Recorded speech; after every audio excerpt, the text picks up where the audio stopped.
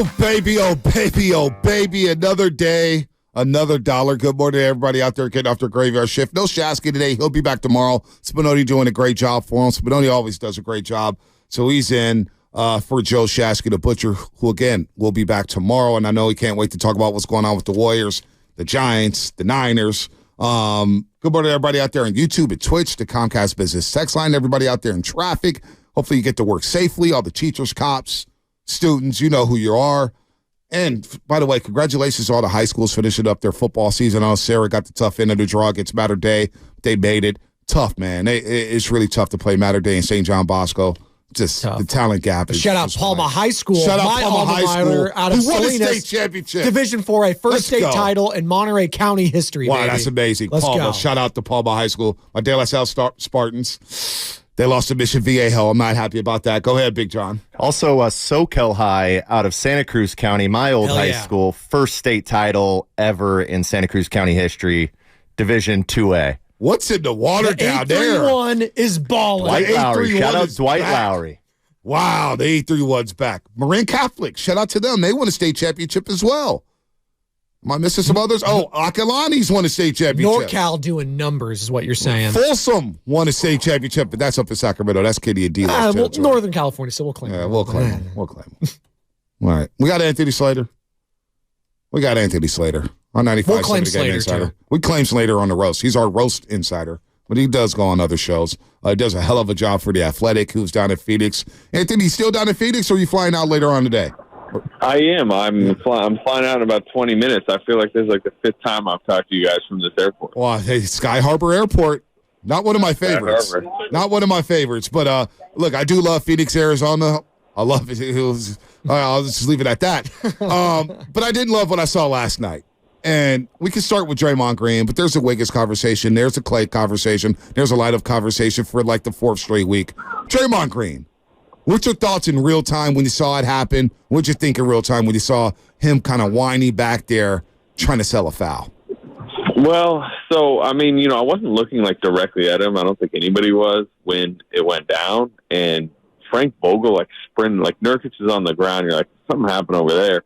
Frank Vogel sprinted over and, kind of started getting a little bit of an argument with Draymond.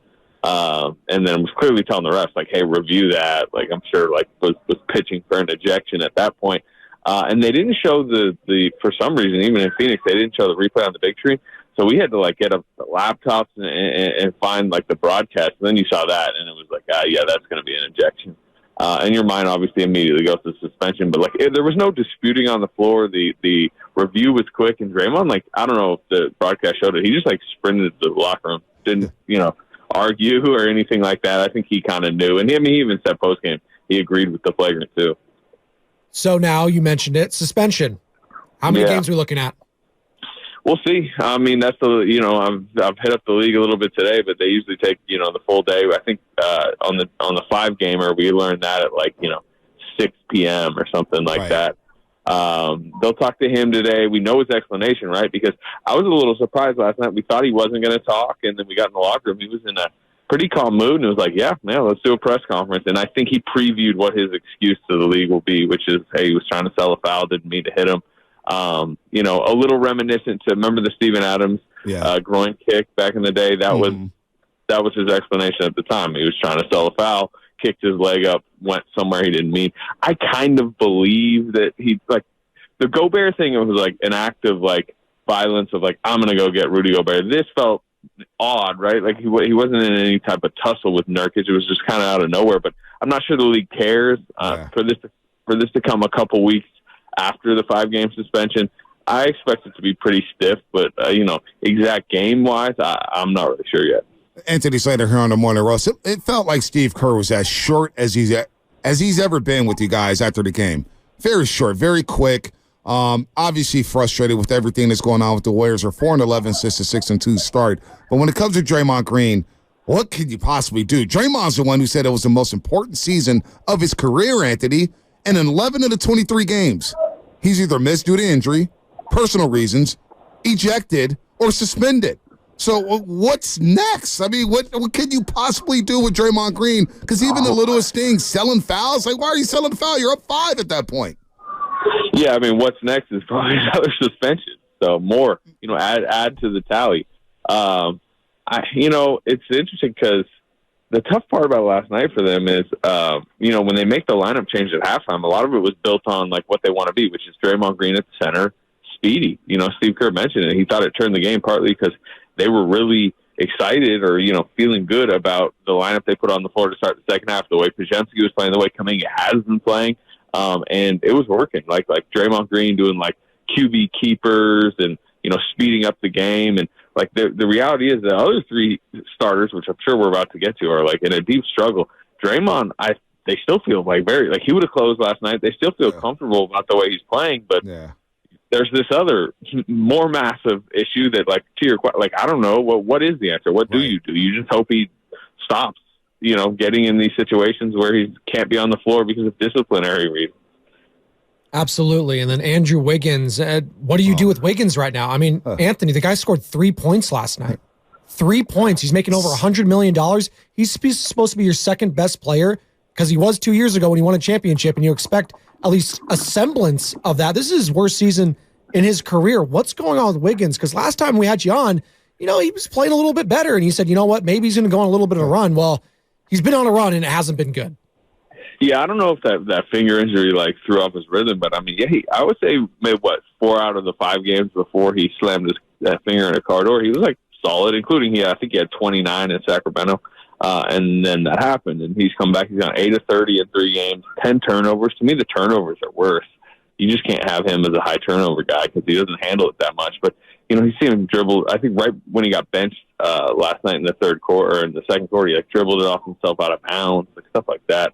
What do you do with him? I mean, you either have a quick hook on him, considering, how his night's going early, or potentially, he gets replaced in the starting lineup. Like, I think that's certainly on the table. It clearly was at halftime last night. They went to Kuminga over him. Kuminga's been better than him. I think with Draymond maybe missing a chunk of games coming up, the starting lineup gets really thrown into flux. But 15 minutes for Andrew Wiggins last night, and it seemed like a very reasonable decision by Steve Kerr. Yep. So, answer your question, you just might do that. Especially the one thing you do know with Wiggins, usually within the first 5 minutes of his night, like what type of night it's going to be.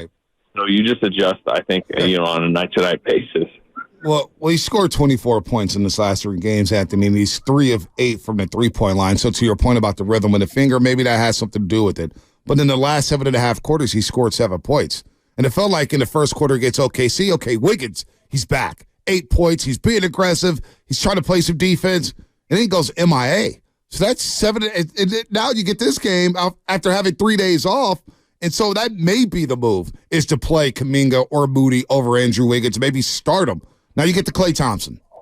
And the reason why I'm more bothered about Wiggins is because you have him on the books for 4 more years. Klay Thompson, there could be an end date. But, boy, when it's bad for Klay, it's bad. And last night was as bad as it gets. I don't know what it is about Phoenix, the Valley of the Sun, but, boy, he was bricking wide open with guys in his face, and that's not going away either. So what do you do with Klay? Well, I mean, the big move was made last night for the first time ever, by the way. Klay Thompson, a healthy Klay Thompson was benched in crunch time. That's never happened. And Draymond, within his press conference where he had to talk about some other subjects, mentioned that, like, hey, this is that, it's sometimes tough for a guy to take when you're doing it for the first time. So, but the seal has been broken, right? Like, I think Steve Kerr has now made it possible that, hey, I can bench Klay Thompson in crunch time, which you didn't know how he was going to handle it. He was not pleased last night. It sounded like the broadcast wasn't looking at him at all on the bench. You guys didn't see his reaction, right? Watching the game? No. What was his reaction? He was, kind of stammering around the bench. Steph at one point kind of had to pull him away. He was yelling towards the bench. It didn't seem like it was anybody in particular he was yelling at. I'm sure the coaching staff are making the decision. But, he was making his opinions felt. Then he walked over and he hit something on the bench, and kind of like it looked like a cup rack or something went flying behind the bench. Oh, boy. Yeah, I mean, he was. I did not know that. I did not know that. Wow. Go ahead, Anthony. Which, by the way, I mean, this was predictable with Klay. This is just, it's how he is. I will say he talks post game. I put up the full transcript in my post game article. I mean, he was professional about it. He said he trusts Steve. He said he deserved to be benched because he's been playing like crap. But yeah, he was upset with it.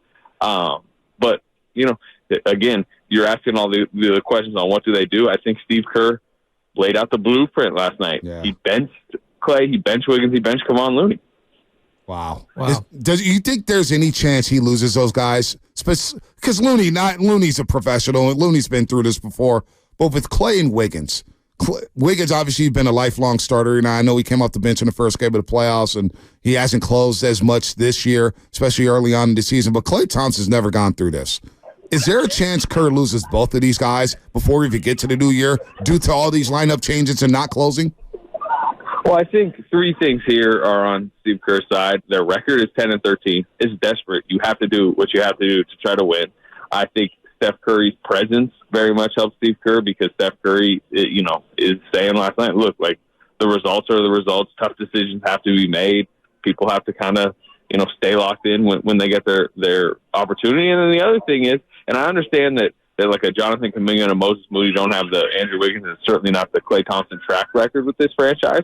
But, they're benched sometimes. They're pulled from the rotation entirely. They have been this season. And the way they've got themselves back in it, and now, especially Kuminga has himself playing, 30 minutes a night, basically the last 3 games, is like responded well, used it as fuel, played well, like played himself into the closing lineup where, to an objective observer, like he's playing much better. Play him in closing time last night. Like it's a reasonable decision. So, like, do you kind of maybe, like, do they get upset with you? Probably. But, like, the reality is they got to play themselves. Like, Klay Thompson's going to get opportunities. I expect Klay Thompson to continue to start and close on most nights. But now you can get benched if you're not playing well, is what's been shown. So play well enough to not get benched. Because we all know, like, Steve Kerr's default will still be to close with Klay Thompson. As long as he's just not having a horrible night. Absolutely. And from bad to at least good last night, the good was Jonathan Kuminga, Moses Moody, Brandon Pajemski. Some of these young guys have really spurned some of these runs in these games to get them back in it or to keep the lead. And it's just frustrating when you're a fan watching it, and then all of a sudden, you bring in some of these guys like a Klay or Wiggins, and then the whole flow of the game just gets shifted now. I mean, it's urgent right now for the Golden State Warriors and Steve Kerr. So are you going to be expecting an uptick in minutes, whether it's, a change in the starting lineup, Kuminga, Moody, like some of these guys, they need to be featured a lot more going forward, Anthony? Yeah. Who knows what the starting lineup's going to look like against the Clippers? The Clippers played them a certain way where I wouldn't have expected Looney to start regardless. He didn't the last time they played the Clippers. Now, will Draymond really be on the floor Thursday night? That seems unlikely. So it's going to be kind of a mismatch starting lineup than you're used to anyways. I do expect more minutes, as you saw last night, for the young guys. I mean, Pajemski's playing really well. I thought he was awesome last night. What did he finish with, like 20 and 11? 20, yeah. Yep. 5 offensive boards. 11 rebounds for a guard. He rebounds very well for a guard. Yeah, how about that free throw rebound that led to a 3 that he had? He took the charge on Devin Booker to get his 4th foul early in the third quarter. He's just making plays. And Kuminga's playing with kind of the right downhill mindset. So, yes, I do expect more minutes for those guys. Again, I think it's going to be very dependent on Steve Kerr, like adjusting on a night-to-night basis. Just who is playing well, and I thought he did that last night much more than he had been. Last one for you, Anthony. I know you got to hop on the flight, but real quickly, I got to ask this question about Steph. I listened to his post-game presser on the way in to work today. Where's Steph at when it comes to the frustration levels? Because obviously he's doing what he can. He scored 24 yesterday. The other 4 starters scored 12. And they're turning the ball over. I could tell that it's starting to weigh on him, but you're around him every single day. Shoot around, practice, games, after games, before games.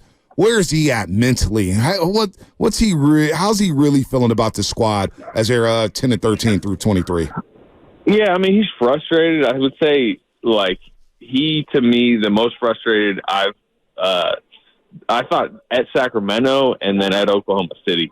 It seemed like it was weighing on him a little bit more than last night for whatever reason. But he's not, like, shaking tables, demanding changes at this point. I mean, Steph. I mean, he's still operating in the sense of, like, if Klay's kind of grumbling over on the sideline yesterday, it's him to go over to like, hey, try to calm him down. And he's the one last night, talking about the various reasons for specific losses. Like, he keeps such a, kind of calm mindset about everything that it doesn't feel like I feel like you're almost, right. Is it going to turn into some hardened situation where he goes, hey, look, it isn't happening here. Get me out of here by the deadline. No, I do not expect that to happen. Nothing signals that he would do something like that. All right, Anthony, get on that flight, man. Safe travels to L.A. We always appreciate the time. I'll see you Saturday at Chase Center, but we'll be looking for your work when you're down in L.A., touching down when the Warriors take on the Red Hot Clippers. All right, fellas. All right, Anthony. Thanks, Anthony. Take a lot to take away there. Klay, I did not know Klay went crazy on the sideline like that. And maybe I'm being too strong there on my words. Oh, he described it. But he described it, said, he was not happy about it. Now, after